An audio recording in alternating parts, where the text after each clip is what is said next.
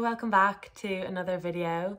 We have been thinking about the last few videos that we have filmed, and although we have done an okay job of keeping up to date with where we are at, it also has been a bit confused because we have been a bit confused as we have just got our kind of final calendar plan on Christmas Eve.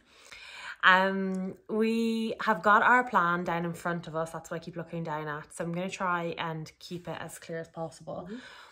As a sort of overview as to how the cycle works. As we've said previously, we are using my eggs, donor sperm, and hopefully Sheila is going to carry the baby. So what they're trying to do is they're trying to get us both under control in terms of stopping our cycles so that they can then trigger us both at the right time so that they can trigger me, advance my follicles, retrieve the eggs, have 5 days to grow them, and then at that point Sheila will have been coming along nicely, growing her lining and be perfectly ready to pop one in. So that's why we're both on different drugs, the timings are all different and it's quite confusing. I think if you're doing shared motherhood, your plan won't be identical to this because it'll be based on your cycles and the days that things start and stop will be completely specific to you. I suppose that's why I don't want to get too much into the detail of each of the dates of what we've done, but more general overview of the drugs that we've been given, when things will stop and start, and hopefully when we might be looking to do a transfer. So I suppose to kind of, I may as well start with myself because I'm on a bit of a roll. We're trying to limit the waffle. So I am currently on northisterone. I am on day 4. I'm actually on day 5 because I accidentally started it a day early because I took the wrong pills out of my pill box because we were on that weird time between Christmas and New Year's where you don't know what day it is. I took the wrong day. I'm hoping it won't make a difference, but we will let the clinic know that when we speak to them. Yep. So I'm meant to be on day 4. I'm actually on day 5, and I still have about a week and a half to go of northisterone, which is progesterone. It's progesterone tablet that lowers your FSH, your follicle stimulating hormone, to stop follicles from growing, and it allows them to get our cycles under control. After my northisterone stops, I will have a couple of days break and then I start Prognova tablets. Is that right? No. So after my northisterone stops, I have a couple of days off and then I get my Prostap injection, which is the injection that Sheila got on Christmas Eve. The very, very, very big needle. It doesn't hurt at all. That apparently doesn't hurt at all. I will be the decider of this fact. To be fair, Jess is more than likely going to come out in the most massive bruise after it, whereas I had nothing. So. Yeah, we couldn't even tell where she got it when we tried to find it.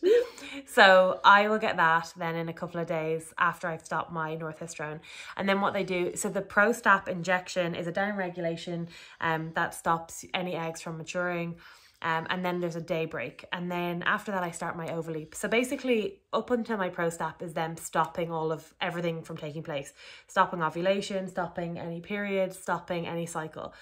They then give me 1 day, don't know what that 1 day is for. And then they start my Overleap injections. So the Overleap is a follicle stimulating hormone injection that is taken once in the evening, every night. And I take that for 5 days, and on the 6th day I will get a scan. So in those 5 days, hopefully my my follicles will be maturing nicely.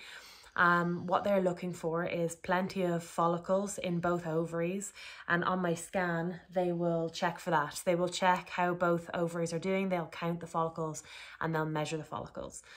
At that point they'll then say, yep, we're good to go, or they'll say, no, you know, they're not quite there yet, we want them bigger or more mature or more of them, etc. And then they will continue my Overleap and they'll continue to scan me to keep updated. Whenever I get to the point of being scanned and they say, yeah, it all looks good, they give me my trigger shot and I take that trigger shot, and then exactly 36 hours later I will go in for my egg retrieval, follicle retrieval, egg retrieval. And the reason I differentiate, if you're not sure, is because ultimately they're looking at stimulating my follicle growth, but they can't guarantee that every follicle will hold an egg. As you get older, you have less eggs in your follicles, so you might have lots and lots of follicles but fewer eggs. I'm not that old, so I'm kind of hoping that most of the follicles will have eggs. I actually don't know the stats about that, but if I can find any, I will pop them in here.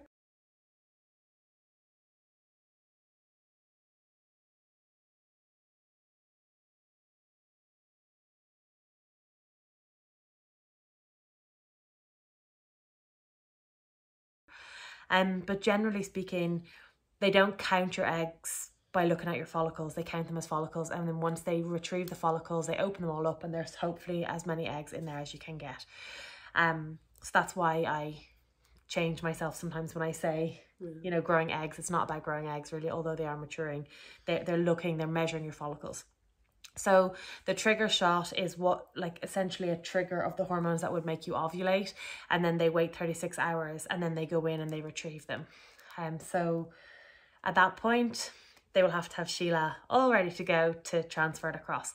So for us right now, depending on how the scans go, hopefully everything going well, we're looking about pretty much bang on 4 weeks from now, which would be insane.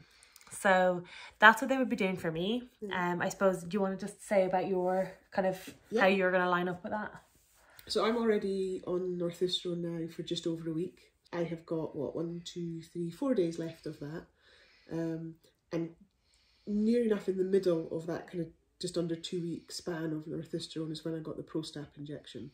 So while Jess finishes northisterone, then has a break, then does Prostap, I got my Prostap while having my northisterone, then it stops, and then I have my break, and I should bleed at that point. So, you know, we're already on slightly different regimes based on our cycles. So just to back up what Jess was saying at the start, everybody's is going to be a little bit different. But so I stop my northisterone in 4 days, I have a break, I should have a bleed, and then I start Prognova, which is a tablet form, and that is my estrogen.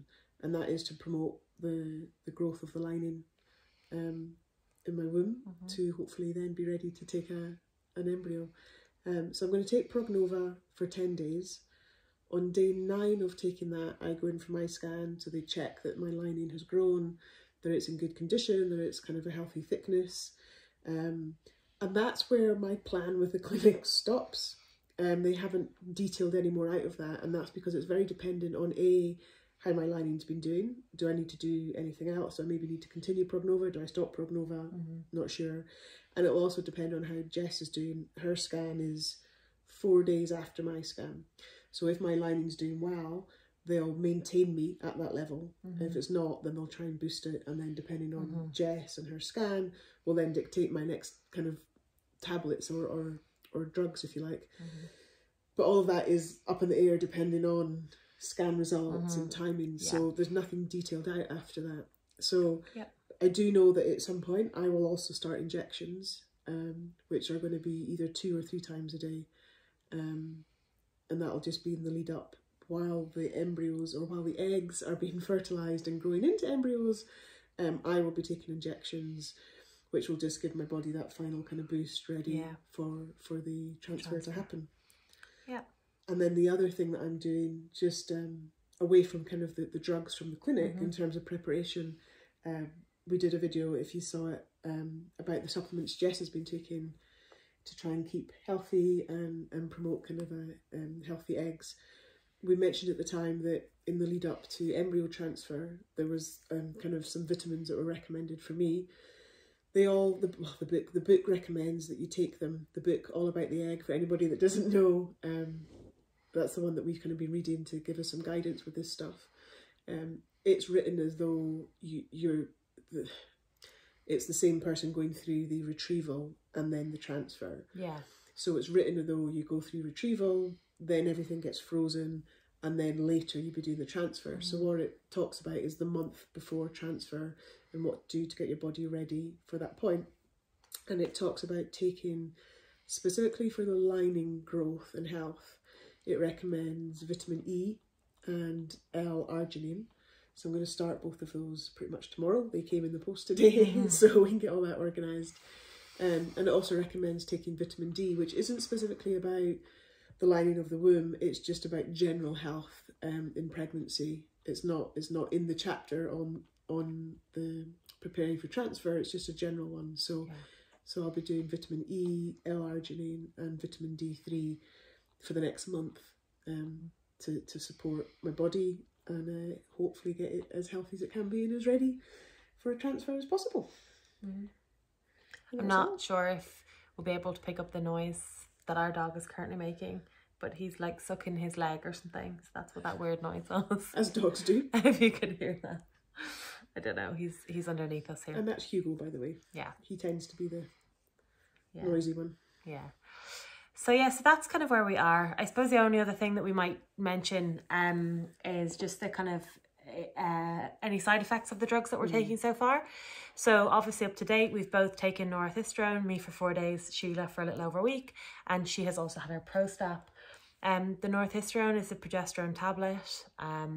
It's the one linked to PMS symptoms. I think the last time we spoke about this drug, I was saying that Sheila had been on it a couple of days. And double dosing on it. Double dosing, and had been actually fine and in good form. I have been in less good form since I've been on it, but we have discussed how we're not 100% sure if this is a side effect of the drug. I've also had headaches. Again, not sure if it's a side effect of the drug. It is Christmas time here, but it is lockdown Christmas, and all of our plans have been scuppered to see family.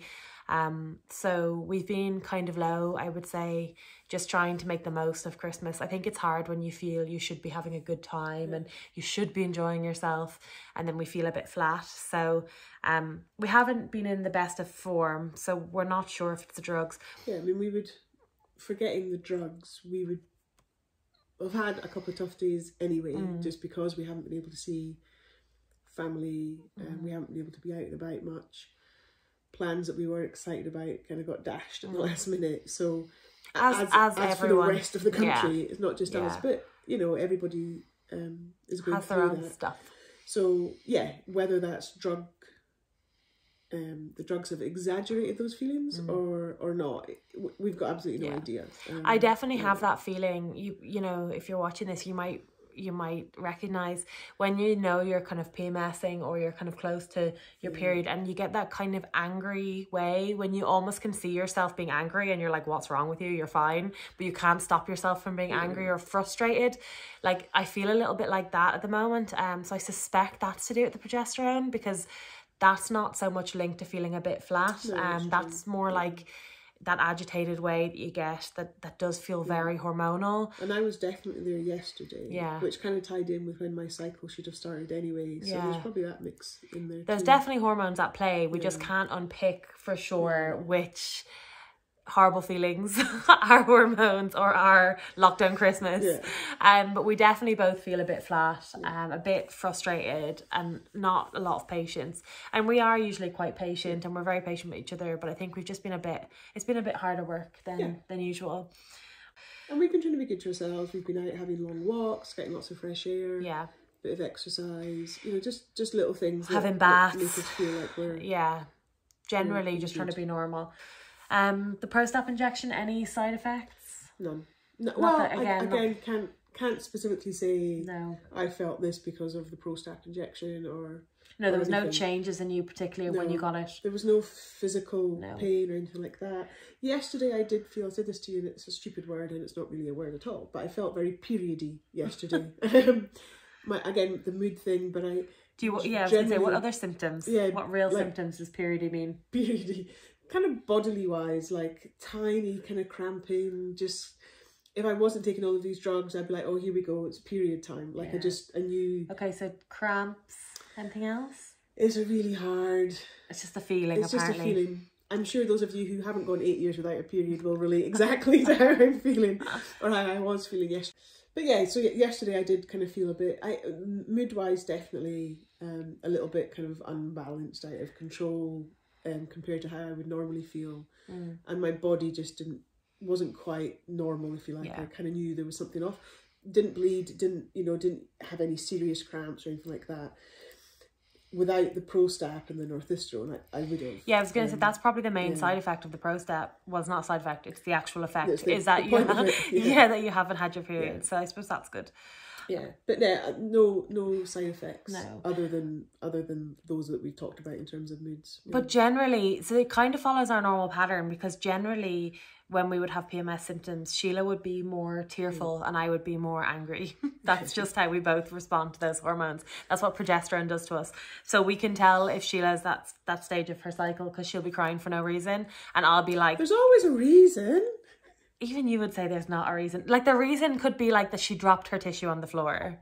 Like, and that's a very good, solid reasons. Well, I put it in to be fair, you'd be angry I would be for dropping raging about that tissue that was on the floor. Yeah. So that is how I would respond. Like, I would respond with rage.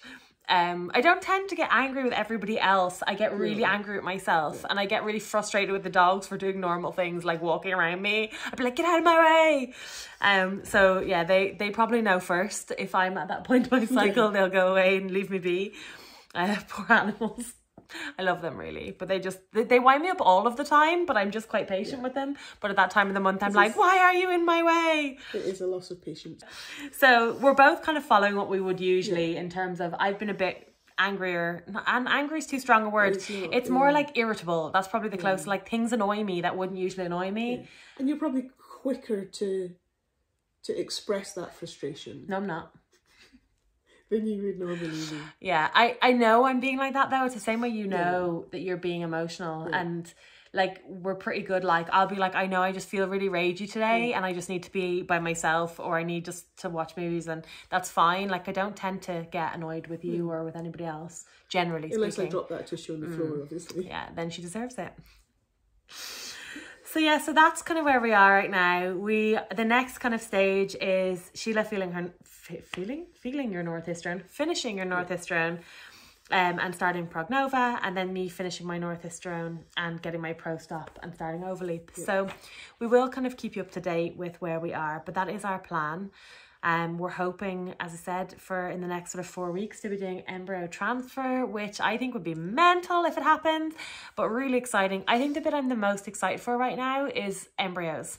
Like, I think I have this mad focus on like, how many embryos will we get? Like, will we get no embryos? Will we get 10 embryos? Like, because everyone keeps telling me they're setting me up really badly, because I've watched a lot of videos. I've seen a lot of people go through it. I've got friends who've gone through IVF. They've all had fertility issues. Not all, many of them have had fertility issues, and as a result they get lower numbers of embryos. But everyone, all the nurses and the doctors, everyone keeps saying to me, oh no, you're young, you're healthy, we expect lots of eggs, we expect lots of embryos.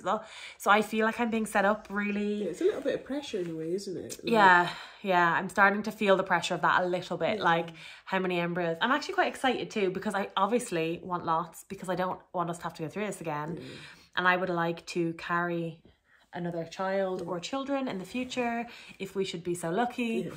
So I think that's the bit I'm now the most excited about. We'll see. We'll see. And it'll probably change every step of the way, because there'll be something else, but that's the next big thing with all of us, you know. It's the next tangible, okay, based on that, what do we do next, kind of thing. So, if everything went to plan, embryo transfer will be slightly over 5 weeks from the day that Sheila took her first tablet, which is not a lot of time. We thought it was going to be much longer, but from her first northistrone, it will be 5 weeks. And I actually think it probably could have been done shorter, except we started over Christmas and the clinic's closed. So we are 1 week down of 5, so we have approximately 4 more to go until we have kind of a loose